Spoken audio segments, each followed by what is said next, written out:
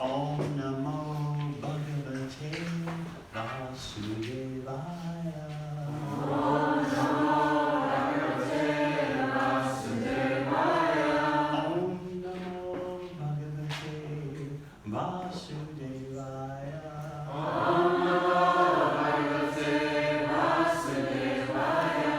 Om Namo Bhagavate Vasudevaya. Om Namo Bhagavate Vasudevaya. Srimad Bhagavatam, first canto, chapter 8, text 9. Prayers by Queen Kunti is the chapter title. Uttara vacha, pahi pahi mahayogin, Pahi Pahi Mahayogin. deva deva jagatpate, Deva Deva Jagatpate. nanyan tvad abhayam pasye, Nanyam Svam Abhayam Pashe. yatra mrityu parasparam, Yatra Mrityu Parasparam. pahi pahi mahayogin, Pahi Pahi Mahayogin. deva deva jagatpate, Deva Deva Jagatpate. nanyam tvad abhayam pasye, Nanyam Svam Abhayam Pashe.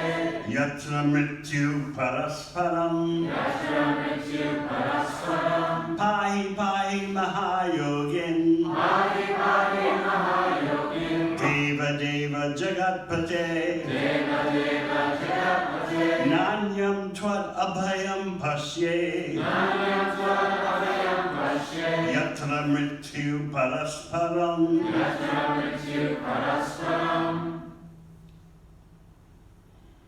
Uttara vacha, Uttara Vacha. pahi pahi mahayogin, Pahi Pahi Mahayogin. deva deva jagatpate, Deva Deva Jagatpate. anyam twadabhayam pasye, Nanyam Svam Abhayam Pashe. yatra mrityu parasparam, Yatra Mrityu Parasparam. Uttara vacha, Uttara Vacha. pahi pahi mahayogin, Pahi Pahi Mahayogin. deva deva jagatpate, Deva Deva Jagatpate. nanyam tvadabhayam pashe, Nanyam Svam Abhayam Pashe. yatra mrityu parasparam, Yatra Mrityu Parasparam. pahi pahi mahayogin, Pahi Pahi Mahayogin. deva deva jagatpate, Deva Deva Jagatpate. nanyam tvadabhayam pashe, Nanyam Svam Abhayam Pashe. yatra mrityu parasparam, Yatra Mrityu Parasparam. Vaishnavis. Pahi Pahi Mahayogin, Pahi Pahi Mahayogin. Deva Deva Jagatpate, Deva Deva Jagatpate. Nanyam Svat Abhayam Pashe, Nanyam Svam Abhayam Pashe. Yatra Mrityu Parasparam, Yatra Mrityu Parasparam. Pahi Pahi Mahayogin, Pahi Pahi Mahayogin. Deva Deva Jagatpate, Deva Deva Jagatpate. Nanyam Tvat Abhayam Pashe, Nanyam Svat Abhayam Pashe. Yatra Mrityu Parasparam, Yatra Mrityu Parasparam. Uttara uvacha, Uttara Vacha. Uttara said, Uttara said. pahi pahi, Pahi Pahi. protect, protect, Protect, protect. Mahayogin, Mahayogin. the greatest mystic, Deva Deva, Deva Deva. the worshipable of the worshipped, Worshipful of worship. Jagat Pate, Jagatpate. O Lord of the universe, O Lord of the universe. na, Na. na, anyam, Nanyam. anyone else, Anyone else. swat, Tvat. then you, Then you. abhayam, Abhayam. fearlessness, Fearlessness. pashe, Pashe. do I see, Do I see. yatra, Yatra. where there is, Where there is. mrityu, Mrityu. death, Death. parasparam, Parasparam. in the world of duality. In the world of duality. Uttara said, O Lord of Lords, Lord of the universe, you are the greatest of mystics. Please protect me, for there is no one else who can save me from the clutches of death in this world of duality. Purport. This material world is the world of duality, in contrast with the oneness of the absolute realm. The world of duality is composed of matter and spirit, whereas the absolute world is complete spirit without any tinge of the material qualities. In the dual world, everyone is falsely trying to become the master of the world, whereas in the absolute world, the Lord is the absolute Lord, and all others are his absolute servitors. In the world of duality, everyone is envious of all others, and death is inevitable due to the dual existence of matter and spirit. The Lord is the only shelter of fearlessness for the surrendered soul. One cannot save himself from the cruel hands of death in the material world without having surrendered himself at the lotus feet of the Lord. Translation again. Uttara said, O Lord of Lords, Lord of the universe, you are the greatest of mystics. Please protect me, for there is no one else who can save me from the clutches of death in this world of duality. Om Agyana Timarandasya Gyananjana Shalakaya Chakshurmilitam Yena Tasmai Shri Gurave Namaha. Jai Shri Krishna Chaitanya Prabhu Nityananda Shri Advaita Gadadhar Shivasati Gaura Bhakta-vrinda. Hare Krishna, Krishna Krishna, Hare Hare, Hare Rama, Rama Rama, Hare Hare. So you may be wondering why I picked this verse. It's a verse that I always thought about since I first read the first canto, volume 1 in 1972. It's the cry of Uttara, who is now the widow of Abhimanyu and the mother of Parikshit Maharaj, who's in her womb. This chapter begins with a very somber scene. A scene that is all too familiar in this material world. As we heard in the purport, this is the world of duality, because there are two things operating, two energies operating, the material energy and the spiritual energy. And we are the marginal potency, Tatashta Shakti. We can occupy a position either in the material energy or the spiritual energy. As marginal energy, we are spiritual. We're parts of the Supreme Personality of Godhead, but we have independence to choose which energy we shall absorb ourselves in, which energy we'll take shelter of, either the material energy or the spiritual energy. Marginal means just like the beach, or as you say here, beach.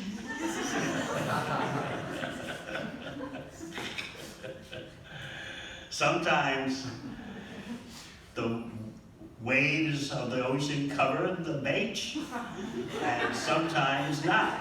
So in that way, the beach is marginal. Similarly, sometimes the jivatmas, part and parcel of the Supreme Lord, are covered by the material energy and sometimes not. Everything depends on how the conditioned souls position themselves. And that's so much about what the bhakti lifestyle is all about. It's about positioning yourself properly with your lifestyle so that you become immune to the effects of illusory energy and you become more sensitive to the effects of the internal potency, Krishna's spiritual energy. So with our tiny bit of independence, we can choose which way will be covered over. We cannot be as independent as Krishna. Although as parts of Krishna, we have some degree of independence. Just like the drop of seawater has some degree of saltiness. But it cannot have the amount of saltiness that the whole ocean has. So because Krishna is independent, we as parts of Krishna have some independence.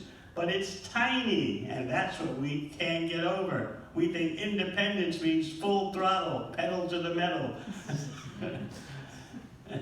As we were discussing the other day, the psychological definition of self-determination.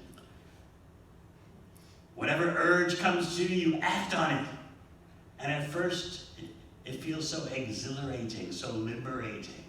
Just do it. But then even mundane psychologists say the buzz you get from acting in that way, that initial buzz wears off and generally leads to distress, depression, anxiety. So we have to learn what to do with our independence. We have it, but it's tiny. So once you choose with your lifestyle which energy to take shelter of, you're swept away. That is the way the illusory energy works. It's like you dive into that river, and because the current is very strong, you're swept away. So you say, where's my independence then? If I'm swept away by the river of illusion. Your independence is there in that you chose to jump into that river. And then the rest is history, as they say. Similarly, if you choose to jump into the internal potency, you're swept away by attractiveness for Krishna. So this is what it means to have tiny independence, and it's something we have to deal with. Because under the influence of Maya, we think, I can do this, I can do that. I'll choose this, I'll choose that. I'll fulfill myself in this way. I'll satisfy myself in that way. You get the dream-like situation for imagining you'll be satisfied, but the satisfaction never comes. But because you have tiny independence, you can dream in that way. A dream of anticipation. Ah, yes. I can just see it now, how it's going to be. That much you can do. You can hallucinate. But because you're just a tiny fragment of the Supreme Personality of Godhead, you can't fulfill your dreams. As we often explain, even if you want to be in Maya, you need Krishna's help. This is how helpless we are. Yet we think we're so big because of this sense of independence, blown way out of proportion. So a bhakti yogi is one who makes peace with the fact that we have minute independence, tiny independence. We are qualitatively equal to Krishna, but quantitatively different. That means our independence doesn't have anywhere near the scope of Krishna's unlimited expression of independence and fulfillment of independence. We're struggling in the oppressive material atmosphere with our mind and senses, trying to fulfill our independent goals because we've been taught this is how to be happy, this is how to be fulfilled. What are your plans? What do you want to do with yourself? How are your senses being satisfied? Have you found someone who will help you satisfy your senses? At least for a moment? And what about your career fulfillment? Have you found that job that will do it for you? That will fulfill you, that will recognize your unique talents and unique abilities. Have you found that job yet? There's so much pressure on you in such a lifestyle to define yourself. And in that way, you're supposed to be free. But as we explained the other day, this is such hard work, and people are cracking up under such a burden. Many of you have experienced the results of that false endeavor to create your own identity and sustain it. I'm being me. I'm doing me. Many of you have tried that, but still the illusion beckons you. Try one more time. It'll be different this time, now that you know how to take a shower every morning.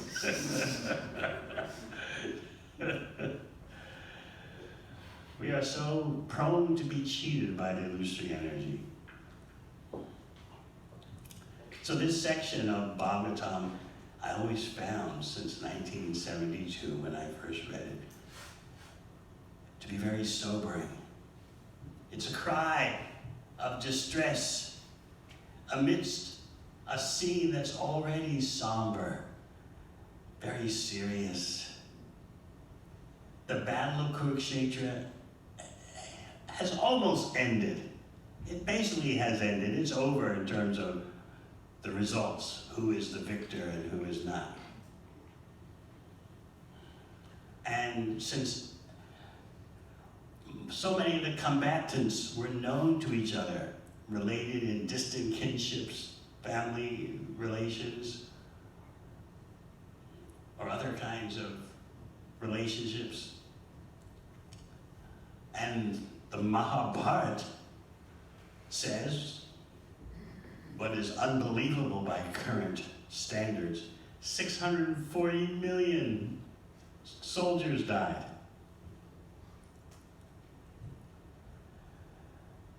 So now,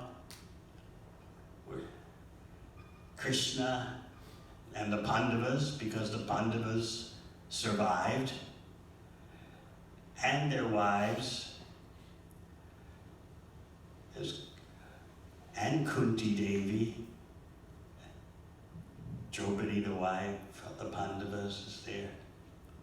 They're at the bank of the Ganga performing a funeral ceremony for those related to them who were slain, those immediately related to them. That's the system. You go to the Ganga and you scoop out a cup of water and pour it back into the Ganga in memory of the slain person, the deceased person. So it was a very serious situation. And Krishna spoke to those gathered there on the bank of the Ganga about the laws of material nature. This is the world of birth and death. Materially, you can't do anything to solve the problems of birth, death, disease, and old age. And because we can't do anything about it materially, we push those problems aside and just focus on immediate fulfillment and gratification. At most for a couple of decades. That's as far as our vision goes. Let's just try to sort out living right now, and then we'll take what comes. This is how human beings waste their short lifetime. So Krishna lectured all those gathered on the bank of the Ganga about the realities of life, the stringent laws of material nature. For one who has died, birth is certain, For one who has taken birth, death is certain. Jatasya hi dhruvo mrityur dhruvam janma mritasya cha. Krishna explains that in the second chapter of Bhagavad Gita.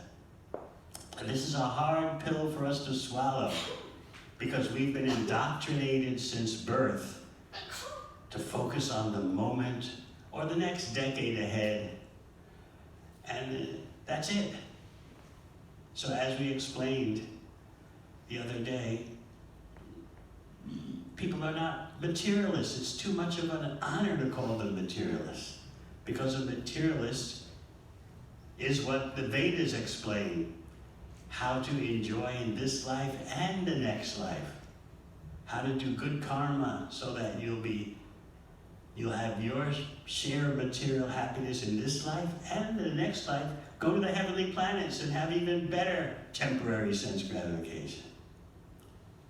And even in the heavenly planets, there's birth, death, disease, and old age, although in a very reduced form of misery, very, very reduced compared to Earth. But in any case, you can't stay in the heavenly planets. So you go up and down in various species of life.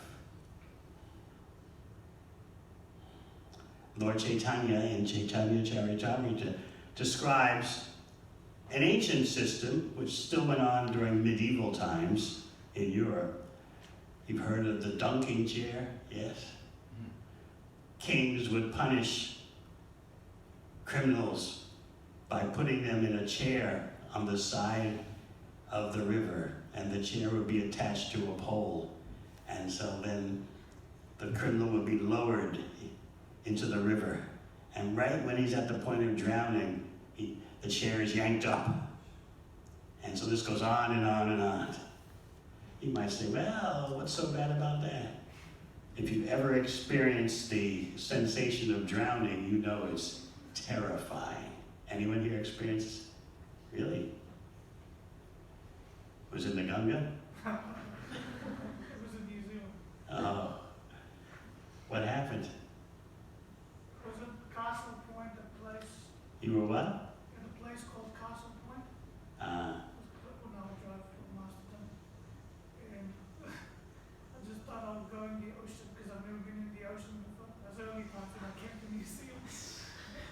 So you thought you were driving and you jumped out of the car, saw the ocean and thought, let me jump in. Something like that. You've never been in an ocean before. You thought, oh, now I'm in New Zealand. Let me test the water. So what happened? There was a massive wave that I didn't see coming, so it just pulled me down. A massive wave came and threw you down Pulled me down under the water. to the water. So what did you do then? Panic, right? Well, yes. Because you didn't know how to swim, right? No, I didn't know how to swim. Oh, you did? But the wave was so strong, it's very hard to get out sometimes. So what were you thinking as you were slammed down to the ground underneath the water? I don't remember anything particularly thinking. It's just yeah, at that time you just want to get out, I guess. So, You were terrified. terrified. You thought this was it, huh? That's yeah. And then what happened? And I was fortunate to get out. Fortunate to get out. So you could become a devotee and meet none but.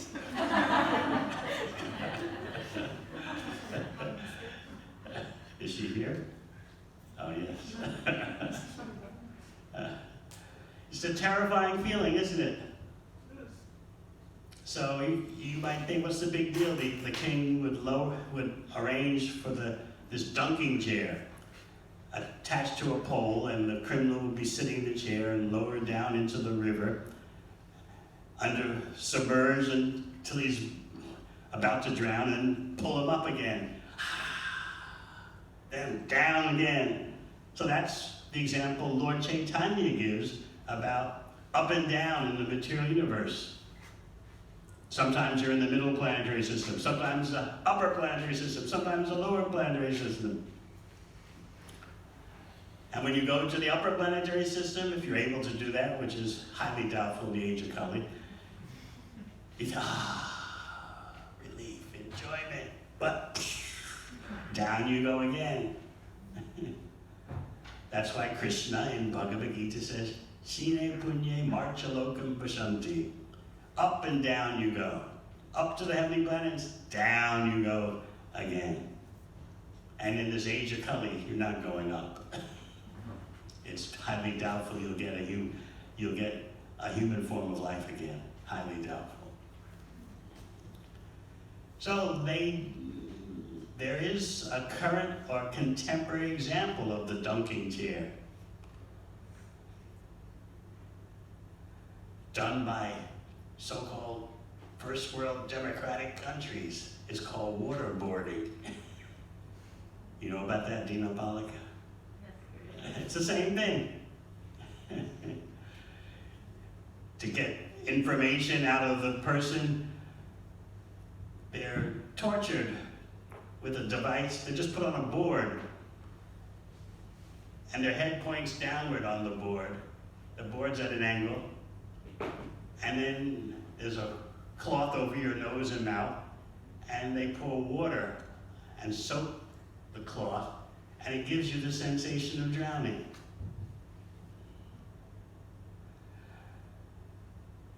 And you're so desperate because even though you're not in water, because your mouth and nose are covered by a cloth that's saturated with water, and you're angled downward, your head's down, and your feet are up, you think you're drowning. You're terrified.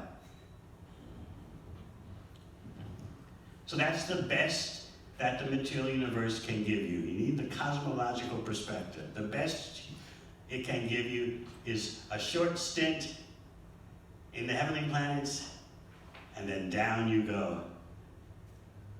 And it takes millions of births to come back if you lose your human form of life.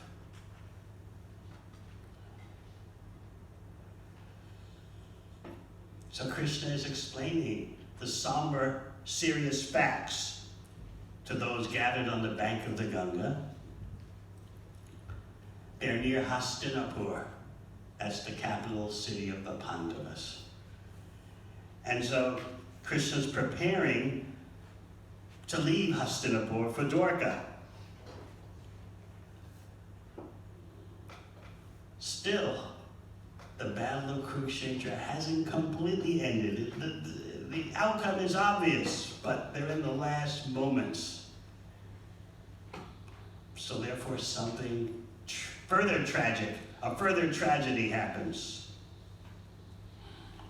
Now you might want to know what the point of the battle of Kurukshetra was. Because even though Duryodhana and his father Yudhisthira had cheated the Pandavas, who were the rightful administrators, Duryodhana was a good administrator from the material point of view. Did you know that? It wasn't that he was incompetent like your political leaders today who just blow hot air. Duryodhana was actually materially competent. He only had one problem. Who knows what that problem is? He was anti-Krishna. So Krishna made politics. How can the Supreme Personality of Godhead make politics? Everything is Krishna's energy. So even though Duryodhana and company were competent administrators, materially expert, they were anti-Krishna. Therefore Krishna wanted them out. I want these guys out of power. And that's what the battle of Kurukshetra was about. Krishna wanted his people in. I want the Pandavas in power. You might say, well, that's not democratic. But everything is Krishna's energy. Krishna is the supreme autocrat. He is rightfully the supreme autocrat because everything is his energy. So he wanted his people in. I want the Pandavas in. I want Duryodhana and company out. So what is the purpose of a real government? That's described in the purport in one verse. to give protection. To give protection especially to 5 categories. First of all, to give protection to brahmanas, because they guide the whole society with wisdom.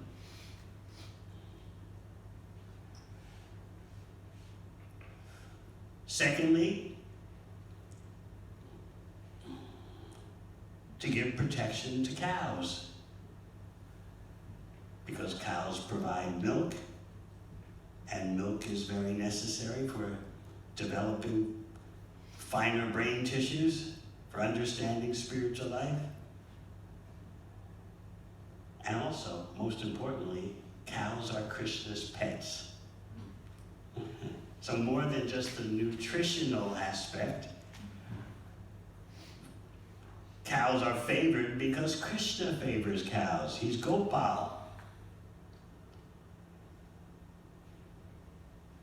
So number 3, protection of women. What does that mean? And ladies will often say, who's going to protect us? Those guys? Are you kidding me?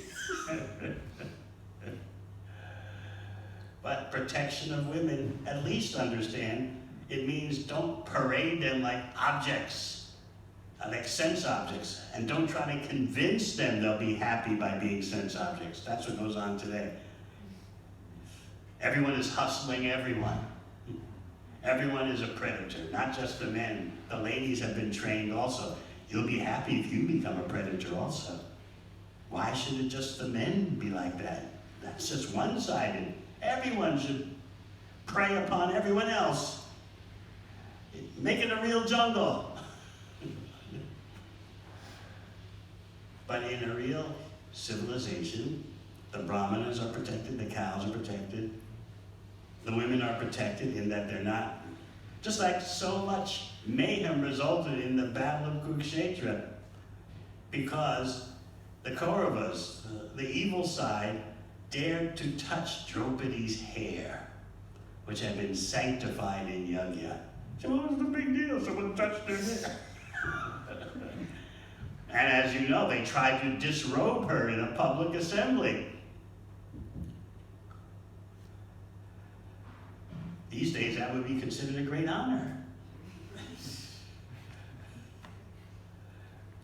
But in a real human civilization, that's considered total catastrophe. And therefore, there had to be reactions experienced by the evil side because they dared to insult such a chaste woman. These days, you talk about chaste woman, and what does that mean? Sounds really boring. You want to have fun? Put yourself out there, girl.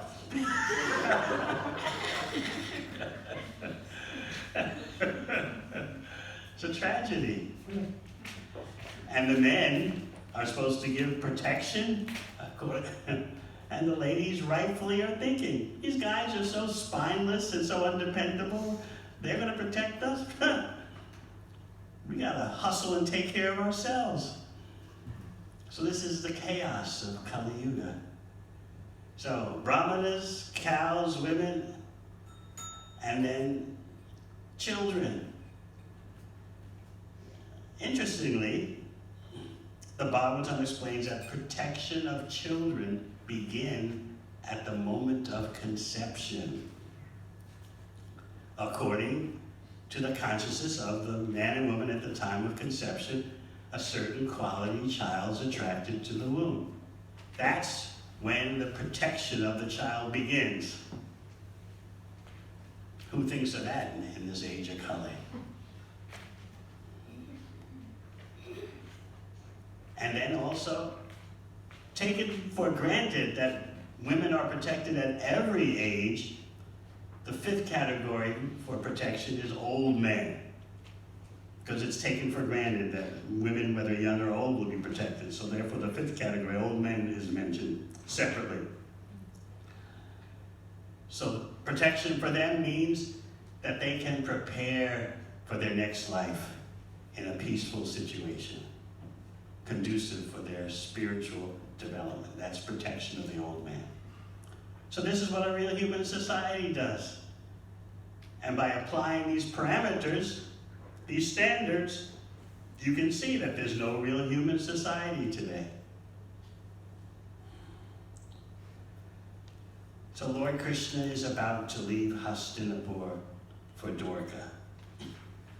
And he's exchanged farewells, greetings, blessings. You see, the Pandavas and their associates, they know Krishna is the Supreme Personality of Godhead. The Brajbasis don't, they never refer to Krishna as, "Oh, Supreme Lord." But this is Dwarka Leela, in which everyone's aware that Krishna is the Supreme Personality of Godhead. So their love for Krishna is mixed with awe and reverence.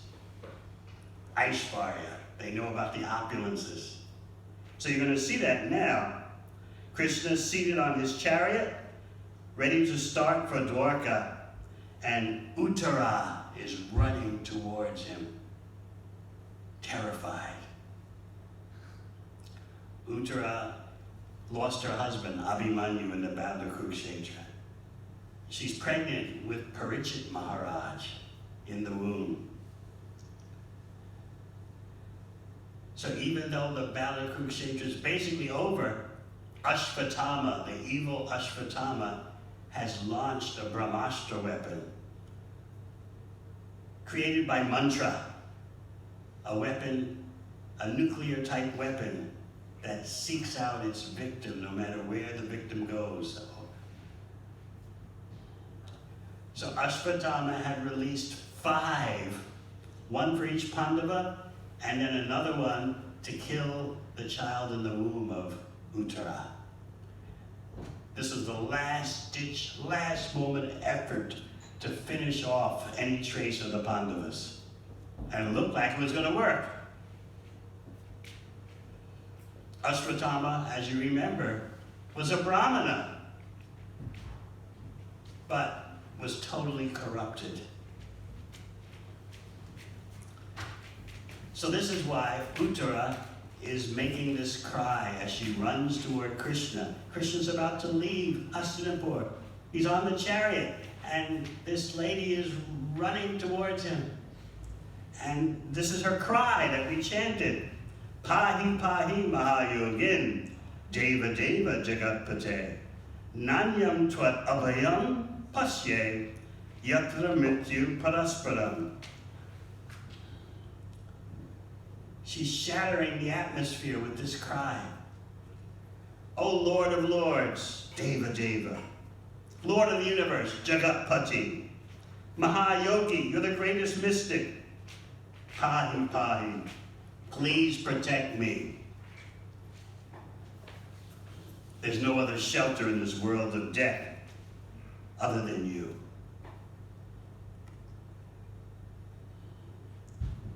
So this solitary cry amidst such a scene of great military power and might. The Pandavas, Yudhisthira, Krishna is there, and this solitary cry by this exalted woman pierces the air. She's running towards Krishna. The question is she doing this because of her own self-preservation, which is understandable? No, she's actually not thinking about her own welfare as this Brahmastra weapon bears down upon her. She knows the weapon is attacking the child within her womb. This is how precise the mantras are for creating such weapons. The weapon would kill the child in the womb and not kill her. But that is no consolation to her. As she says in the next verse, "O my Lord, you are all-powerful. A fiery iron arrow is coming toward me fast. My Lord, let it burn me personally, if you so desire. but please do not let it burn and abort my embryo. Please do me this favor, my Lord. She's simply thinking about the child in her womb, how to protect that child. And Ashvatthama, who launched the weapon, is thinking how to destroy that child in the womb, because then the whole Pandava dynasty is over, it's finished. And in the last closing moments of the battle, we can still pull something off like this, cause such an atrocity.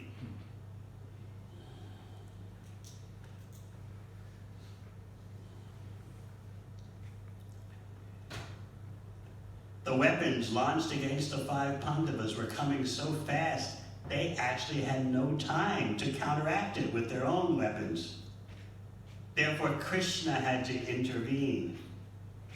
But Krishna had promised he would not take up any weapons in the battle of Kurukshetra. And technically, the battle of Kurukshetra was not completely over. The outcome was already known. But still, some or other, these are the last moments of the official battle. And Krishna had promised, I'm not taking up any weapons in this battle. But there was no other choice now.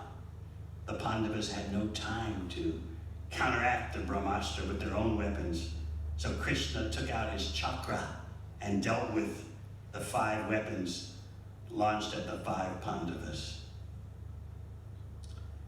As Prabhupada explains in the Prabhupada, Krishna would rather be known as Bhaktavatsala, one who's always showing affection for his devotees. He'd rather be known as that than be known as an official moralist who never breaks his promise. So there you see Krishna's magnanimity and soft-heartedness. Sometimes we think, well, this has happened to me, that has happened to me. Why is Krishna doing this to me? Why did he allow this to happen? But Krishna is Bhaktavatsala. We have to learn to see that. He's always affectionate for his devotees. So therefore, he broke his promise. I promised I wouldn't take up any weapons, but there's no choice now. My beloved Pandavas are under attack. Forget my promise. Out comes my chakra.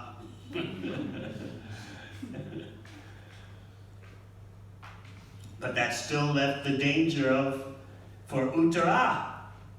So how did he protect Parikshit Maharaj in the womb of Uttara? Krishna's already there within Uttara as the Paramatma, as the Super Soul.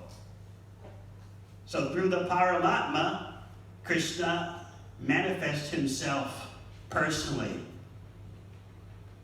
and covered the embryo of Parikshit Maharaj so that Parikshit Maharaj within the womb could withstand the fiery Brahmastra weapon. So I always remembered, since I first read this in 1972, the cry of Uttara, Pahi Pahi Mahayogin Deva Deva Jagatpate. And how selfless she was. I can die, that's all right if you so desire, but my child, please protect my child.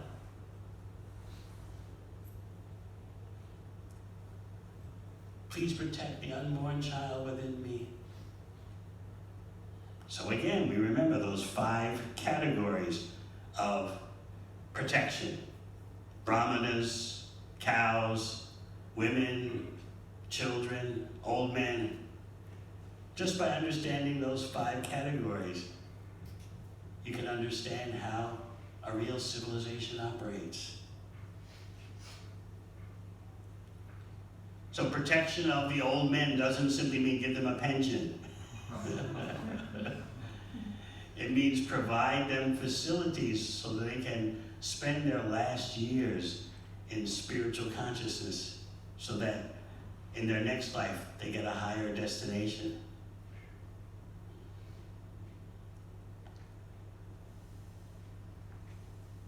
So the intensity of this chapter will deepen once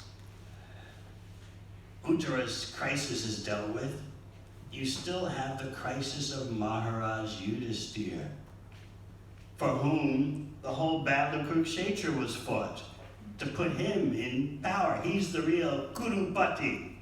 You see, the whole line from Maharaj Kuru includes the Pandavas as well as Yudhisthira and his sons. They're all Kauravas, but because of the war, there had to be some distinction, Pandavas and Kauravas, but they're actually all descendants of Kuru. They're all the Kuru dynasty. So the real Kurupati, the real master of the Kurus, is Yudhisthira. And he's feeling the weight of the whole battle. All this killing just to put me in power. I'll never get over all the reactions for this. By the will of the Supreme Personality of Godhead, Yudhisthira is bewildered. All this death just because of me. He's bewildered like Arjuna was bewildered in the first chapter of Bhagavad Gita. Remember Arjuna? I don't see how any good can come about from this. Whether we conquer or we are conquered. It all looks bleak to me. And he sat down on the chariot, put down his bow. Govinda, I shall not fight. So Yudhisthira is similarly bewildered by the will of Krishna. Because Krishna wants to show the glories of Bhishma Dev. Krishna wants to show that so much that even Krishna can't convince Yudhisthira to drop his lamentation. Even Vyasadeva can't convince him. The compiler of Srimad Bhagavatam, Vyasadeva, can't convince Yudhisthira. The Supreme Personality of Godhead can't convince Yudhisthira. Drop the lamentation, take up your occupational duty, rule as the Kurupati. They couldn't convince him. So it's very ironic. Krishna, the performer of superhuman feats, does something even more superhuman. He causes Yudhisthira not to be able to be convinced by Krishna's own words. This is all going on in Srimad Bhagavatam. So all the emotions are there. We've gone from the terror of Uttara and her selflessness. If you want me to die, that's okay, but what about the child within my womb? And Pritchett, within the room, gets to see the Supreme Personality of Godhead who personally saved him by covering his body so he wouldn't be scorched to death by the Brahmastra weapon. And Pritchett never forgot what he saw. Therefore his name, Pritchett, the seeker, one who's always looking. He's always looking for who is that person I saw as a child in the womb who saved me. So from there, as Krishna is leaving for Dwarka, you have the problem of Yudhisthira, who's supposed to execute as the royal chief executive. But he's feeling overwhelmed.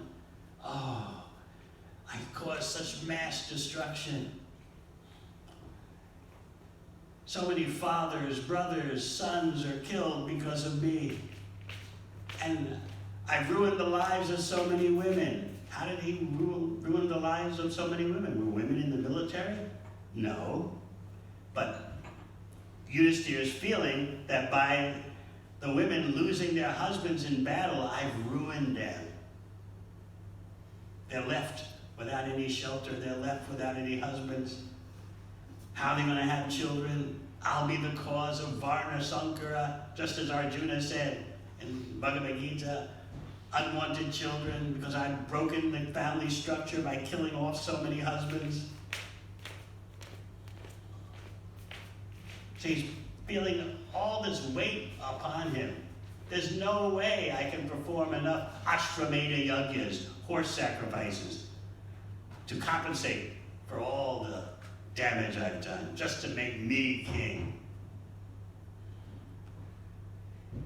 He said, just like you can't filter muddy water with mud, and you can't clean a wine-stained pot with wine, similarly, there's nothing I can do, no pious activity I can do that will atone for all the havoc I've caused. He's really down on himself by the will of Krishna. So Krishna couldn't convince him. Take up the throne, rule, you're the rightful legitimate heir. The battle of Kurukshetra was justified. It wasn't an oil war or a war over strategic metals, like cobalt or titanium or something.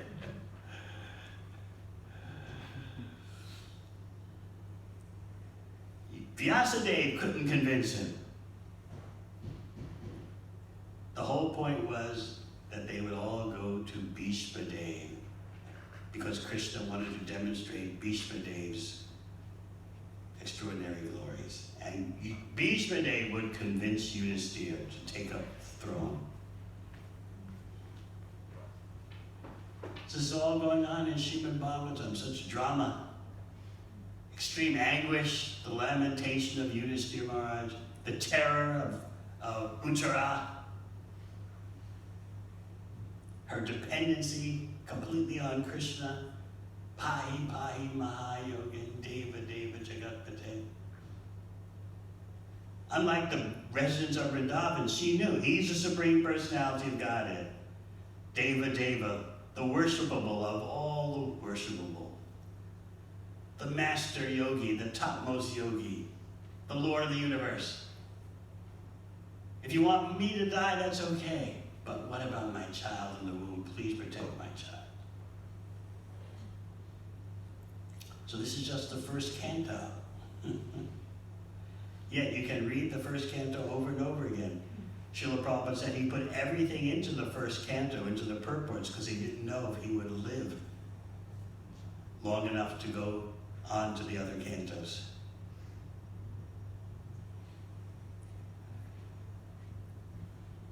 So there are times in our devotional life when we feel like Uttara. Pahi Pahi Mahayogin, Deva Deva Jagatpate. She wanted her service protected. The child was her service. The child was no ordinary child. It was Parikshit Maharaj, the last heir to the Pandavas. So Ashvatthama, the massively evil Ashvatthama, thought in these closing moments of the war, I can finally accomplish everything. Even though we've lost the war, I can finish off all the Pandavas. And that'll be the end of that.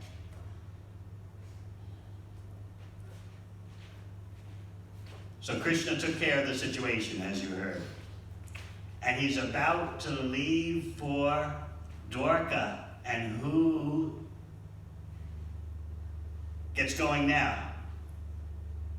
Is it one of the big men? No, it's Kunti Devi, Krishna's aunt.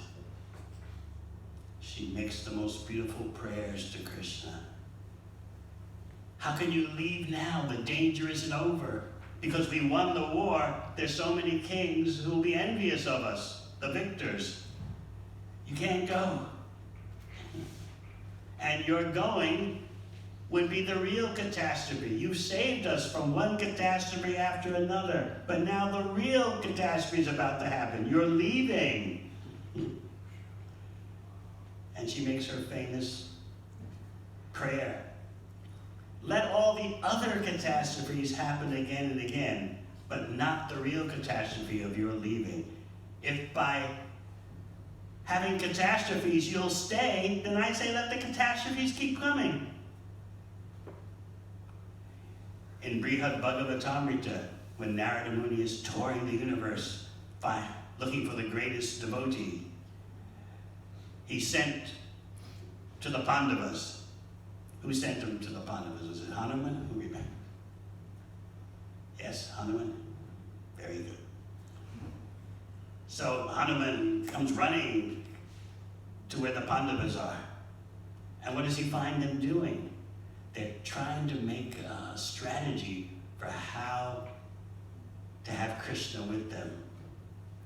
So they come up with various options. How about a huge yajna, a huge ritualistic sacrifice? We can invite Krishna to come to that, and therefore he'll stay with us. But nah, constructing, arranging such a massive sacrifice would take too much time. We need Krishna here now. To get Krishna here now, there have to be some enemies.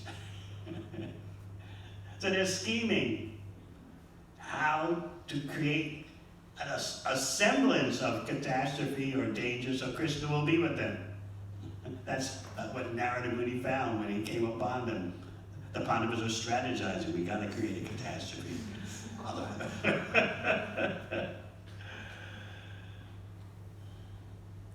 So Kunti Devi makes her most beautiful prayers. She's the most liberated woman.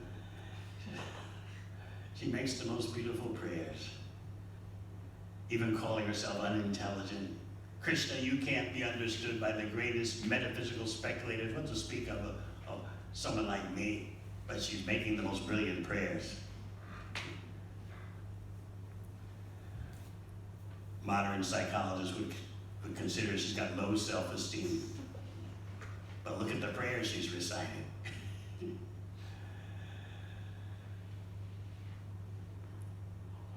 So she's trying to convince Krishna. You think everything is all right. It's not all right. And we're prospering. The earth is prospering because of your presence. If you go, everything will be desolate. She's really pouring it on. I guess these days she'd be accused of guilt tripping Krishna.